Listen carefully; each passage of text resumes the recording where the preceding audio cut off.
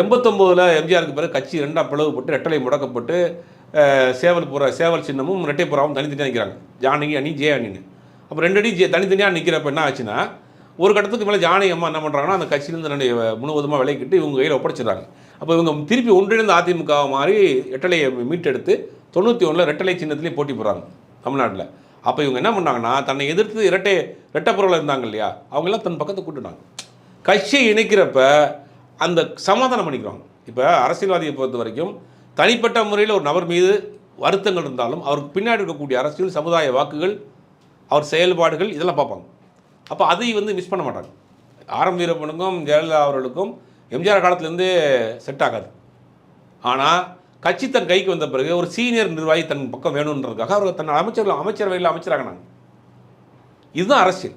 கலைஞர் அரசியல் பண்ணுறது அப்படி தான். அவர் கூட 1000 கருத்து வேறுபாடுகள் இருக்கிற நிர்வாகிகள்.